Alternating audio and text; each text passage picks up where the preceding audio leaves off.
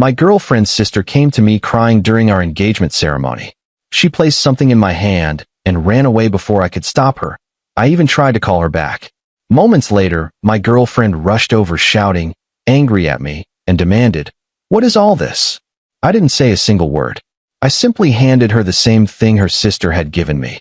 The moment she looked at it, she burst into tears and walked away without saying anything. I'm a 32-year-old civil engineer working on commercial construction projects across the Midwest. My name's not important, but what happened at what was supposed to be the happiest day of my life damn sure is. I've been with Ashley for 4 years, met her at a mutual friend's barbecue, fell hard, did everything right, saved up for a ring, planned the proposal on a weekend trip to the Smoky Mountains, got down on one knee at sunset overlooking the valley. She said yes. Her family loved me. My family loved her. Everything was perfect. Or so I thought. Our engagement party was set for Saturday, September 16th, at Ashley's parents' place. A beautiful property with a sprawling backyard, string lights everywhere, catering from that Italian place downtown everyone raves about. About 70 people showed up. Friends, family, co-workers. I wore the navy suit Ashley picked out. She looked stunning in this cream-colored dress that somehow made her eyes look even brighter. The party started at 5 p.m. By 6:30, I was making my rounds, shaking hands, accepting congratulations, doing that thing where you pretend you're not exhausted from smiling so much. Ashley's younger sister, Brooke, had been helping set up earlier, but I hadn't seen much of her during the actual party. She was 24, worked as a dental hygienist, always seemed sweet but quiet. We'd talked maybe a dozen times in 4 years, always surface-level stuff. Around 7:15, I was near the back porch talking to my buddy Connor about the Packers game when I felt someone grab my arm. Hard. I turned around, and there was Brooke, mascara running down her face, eyes red and swollen like she'd been crying for hours. "I need to talk to you," she whispered, her voice shaking. "Please. Right now." Connor raised his eyebrows, but stepped away. I looked around for Ashley, but didn't see her. "Brooke, what's wrong? Are you okay?" She shook her head violently, pulling me further away from the crowd, toward the side of the house where it was darker, where no one could see us clearly. Her hand was trembling. "I'm so sorry," she said, barely getting the words out between sobs. "I should have told you months ago. I should have said something. But I was scared and I didn't know what to do and—" "Brooke, slow down. What are you talking about?" She reached into the small purse hanging from her shoulder and pulled out her phone. She tapped on it a few times, her hands shaking so badly she almost dropped it. Then she pressed it into my palm and closed my fingers around it. "Just look at the photos," she said. "I'm so sorry. I'm so sorry." And then she turned and ran. Literally ran. Back toward the main party, weaving through groups of people, disappearing into the house.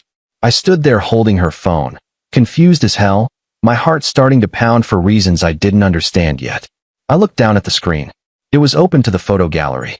The first image made my stomach drop. It was Ashley. My Ashley. Kissing someone. Not just a peck. A full-on, hands in hair, pressed against a wall kind of kiss. The guy's face was partially visible. I didn't recognize him at first. I swiped to the next photo. Same guy. Same day, judging by Ashley's outfit. A yellow sundress I remembered her wearing in July. They were walking together, his arm around her waist. The next photo showed them getting into a car together. The next showed them at what looked like a restaurant, sitting way too close, her hand on his thigh. I swiped faster. More photos. Different days. Different outfits. Weeks of photos. Maybe months. Ashley laughing with this guy. Ashley holding his hand. Ashley coming out of what looked like a hotel. The last photo was time-stamped 3 days ago. September 13th, Wednesday. The day I'd worked late on a project deadline. The day Ashley said she was having dinner with her mom. In the photo, she was in a car with him, kissing him. His hand was on her neck. I couldn't breathe. My vision blurred for a second, and I had to steady myself against the side of the house. The sounds of the party, laughter, music, clinking glasses, felt like they were coming from underwater. That's when I heard her voice. "What the hell is going on?" I looked up. Ashley was storming toward me, her face twisted with anger. Behind her, Brooke stood frozen near the porch steps, her face pale. "Why is my sister crying?" Ashley demanded. "Why are you standing here with her phone? What did you say to her?" I couldn't speak. I just stared at her. This woman I'd planned to marry. This woman I trusted completely. Answer me, she shouted. People were starting to notice now. Heads were turning. Conversations were stopping. I didn't say a word. I just held up Brooke's phone and handed it to her. Ashley's face went from angry to confused. She looked down at the screen. I watched as her expression changed. Confusion to recognition to pure horror. The color drained from her face. Her mouth opened, but nothing came out. Then she started crying. Not little tears. Full, body-shaking sobs. She looked up at me, her eyes desperate, and whispered, "I can explain." But she didn't explain. She just stood there crying, holding her sister's phone, while 70 people watched from the backyard.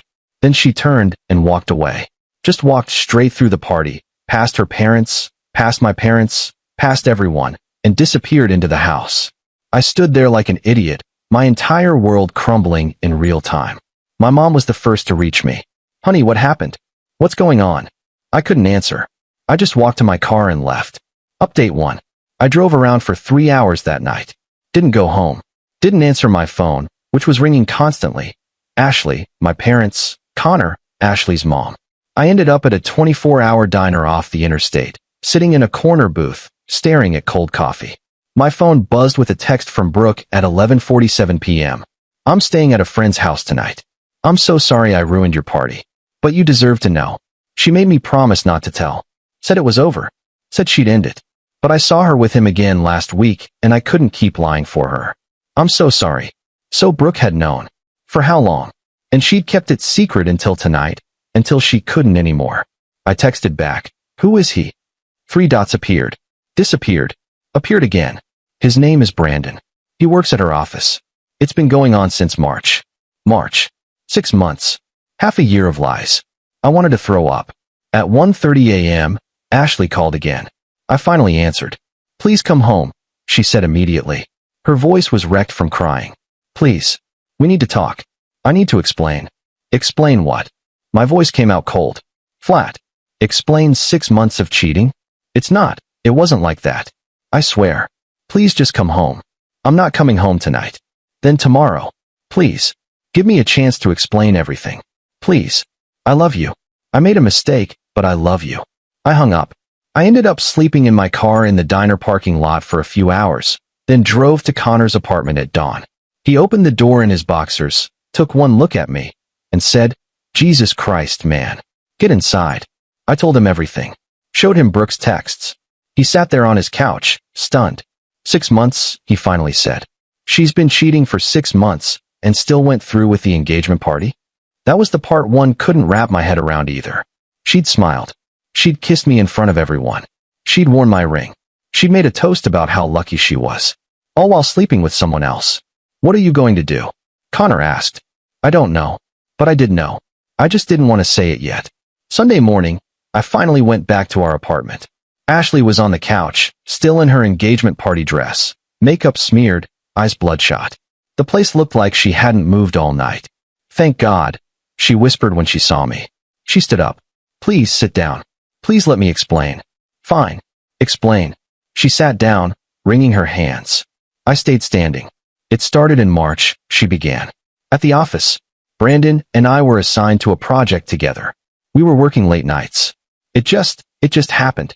One night we kissed. I knew it was wrong. I knew it immediately. But then it kept happening. I don't know why. I was weak. I was stupid. But I swear to you, I tried to end it multiple times." "When? What? When did you try to end it? Give me dates." She hesitated. I don't remember exact dates. The photos go through last Wednesday, Ashley. 3 days before our engagement party. That doesn't look like trying to end it. She started crying again. I know. But I swear, I told him that week it was over. That I was getting engaged, and I couldn't do it anymore. Wednesday was supposed to be the last time I saw him. To end things properly. By making out with him in his car. I know how it looks. You don't know anything. My voice was rising now. You have no idea what you've done. You made me look like a complete fool in front of everyone we know. You let me propose to you. You planned a wedding. You let me believe we had a future, while you were screwing someone else. I wasn't screwing him. Don't lie to me anymore. Please. Just stop lying. She covered her face with her hands. Okay. Yes. We slept together. A few times. But it didn't mean anything. He didn't mean anything. You're the one I love. You're the one I want to marry. Get out. What? Get out. This is my apartment. My name on the lease. Get your stuff and get out. No. No, please. We can work through this. We can go to counseling. Please don't do this. Ashley, get out before I call the cops. She stared at me like I'd slapped her. Then she stood up, grabbed her purse, and walked to the door. Before she left, she turned back. I love you, she said. I'm going to fix this. I swear I'm going to fix this. Then she was gone. Update 2. The next 2 weeks were hell. Ashley called and texted constantly. Her mom called me, crying, begging me to reconsider. Her dad called me, apologizing for his daughter, saying he was ashamed of her. My own parents were supportive but kept asking if I was sure I wanted to throw away 4 years over one mistake. One mistake. Like she'd forgotten to pick up milk, not carried on a 6-month affair. Brooke texted me a few times to check in. She'd moved out of her parents' house temporarily, staying with a friend, because apparently Ashley had screamed at her for hours after the party. Called her a traitor. Said she'd ruined her life. I finally agreed to meet Ashley for coffee on October 2nd. Not because I wanted to reconcile, but because I needed closure. Needed to look her in the eye and understand why. We met at a Starbucks near her office. She looked terrible. Thinner. Dark circles under her eyes. Hair pulled back in a messy ponytail. Nothing like the confident, put-together woman I'd known. Thank you for meeting me, she said as I sat down. I didn't respond. Just waited. I've been in therapy, she continued. Trying to figure out why I did what I did. My therapist thinks I have commitment issues. That I self-sabotaged because I was scared of marriage. That's convenient. I'm not making excuses. I'm just trying to understand it myself. Because I do love you. I never stopped loving you. You slept with someone else for 6 months while planning a wedding with me. That's not love. I know. You're right. But people make mistakes. People mess up. And I'm begging you to give me another chance. Please. I'll do anything. I'll quit my job. I'll move. Whatever you need. I need you to be honest with me about one thing. Anything. Did you ever actually plan to stop seeing him? Or were you just going to marry me and keep him on the side? She looked down at her coffee. Didn't answer. That's what I thought. I don't know, she finally whispered. I don't know what I was going to do. I was so confused. I loved you, but I also felt something with him. Something exciting. Something new. And I didn't want to give it up. But I also didn't want to lose you. At least she was being honest now. There's something else you should know, I said. I had your ring appraised last week. Turns out the diamond was insured. So I'm returning it and getting my money back. All $12,000. Which I'm using to move. I found a new place. Closer to my job site. I'm leaving this city. Her face crumpled. You're leaving? Yeah. Fresh start. New life. Without you. Please don't. Please. I can't lose you. You already did. The day you kissed him. I stood up to leave. She grabbed my hand. Wait. There's something you should know too. What? Brandon and I, we're not together. He was married. His wife found out about us 2 weeks ago. She kicked him out. He lost his job. He's blaming me for everything. Saying I seduced him. That I ruined his life. I almost laughed. Almost. Good. You deserve each other. I pulled my hand away and walked out. As I got in my car, my phone buzzed. A text from Brooke. My sister just called me screaming. Said you're moving away. I know you probably don't want to talk to anyone in my family right now, but I just wanted to say thank you for being kind to me that night. And I'm sorry for everything. You deserved better than her. I texted back. You did the right thing telling me. Thank you. She replied almost immediately. Can I ask you something? Sure. Do you think you'll ever be able to trust anyone again? I stared at that question for a long time. Honestly, I didn't know. Update 3. I moved to a new city in early November. Smaller place, but it was mine. No memories. No ghosts. Work kept me busy. I threw myself into projects, worked 60-hour weeks, avoided social media, didn't date. Just existed. Around Thanksgiving, my buddy Connor came to visit for the weekend. We grabbed beers at a local bar, talked about nothing important. It felt good. Normal. You seem better, he said. More like yourself. I'm getting there. Heard through the grapevine that Ashley's been telling people you guys are on a break. That you're coming back after you cool off. I shook my head. She's delusional. Her whole family's apparently a mess. Her parents are still furious with her. Brooke won't talk to her. Brandon's wife filed for divorce and is taking him to the cleaners. Good. We drank in silence for a minute. You ever gonna date again? Connor asked. Eventually. Maybe. I don't know. Fair enough. The truth was, I thought about dating. But every time I considered it, I'd remember that feeling, standing at my own engagement party, holding Brooke's phone, watching my entire future disintegrate in 30 seconds. I'd remember the betrayal, the lies, the humiliation, and I'd think, maybe I'm better off alone. December came and went. Christmas was quiet. My family tried to cheer me up, but I could see the pity in their eyes. That look that said, poor guy, got his heart broken, might never recover. On New Year's Eve, I got an unexpected text. From Brooke. Happy New Year. I hope this year is better for you than the last one. You deserve happiness. I stared at it for a while, then replied, thanks. Same to you. She wrote back, I'm moving to Portland in February. Fresh start. Getting away from family drama. Good for you. Yeah. Hey, random question, but if you're ever in Portland, want to grab coffee? No pressure. Just thought maybe we could both use a friend who understands the whole mess. I read that 3 times. She wasn't flirting. Wasn't trying to set anything up. Just offering friendship. Sure. I'd like that. And weirdly, I meant it. Final update. It's been almost 7 months since the engagement party. Ashley stopped contacting me around March, finally accepting it was over. Last I heard, she moved to another state. I don't know where, and I don't care. Brandon got divorced and lost his house in the settlement. According to Connor's intel, he's living with his parents now. Brooke and I have actually stayed in touch. Not constantly, but we'll text every few weeks. Check in. Share memes. Normal friend stuff. She seems happy in Portland. Started dating someone new. Seems like a good guy. Me? I'm okay. Not great, but okay.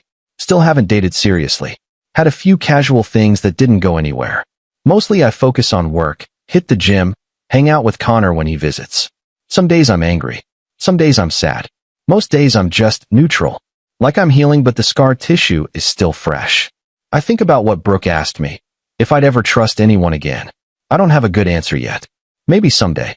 Maybe not. Trust is a hell of a thing to rebuild once it's been shattered. The weird thing is, I'm not even that mad at Brooke anymore for waiting so long to tell me. I understand it now. She was stuck between loyalty to her sister and doing the right thing. She chose the right thing. That took guts. Sometimes late at night, I think about that moment at the engagement party. The moment Brooke pressed her phone into my hand. The moment everything changed. Part of me wishes she'd never told me. That I'd married Ashley, lived in ignorant bliss, maybe never found out. But the bigger part of me knows that's bullshit. Better to know the truth, even if it destroys you, than to live a lie. I'm 33 now. Single. Starting over. No idea what the future holds. But at least it's a future built on truth. That's something. Edit 1. A lot of people have asked if I ever confronted Brandon directly. I didn't. What would be the point? He was a coward who slept with someone he knew was in a relationship. Nothing I could say would change who he is. I let his divorce and ruined reputation speak for itself. Edit 2. To those asking if Ashley ever apologized beyond that coffee meeting. She sent me a long email in February. I didn't read it. Deleted it immediately. Whatever she had to say, I didn't need to hear it. Some apologies come too late. Edit 3. Someone asked if I regret proposing to her at all. Honestly, no. At the time, I loved her. I thought we had something real.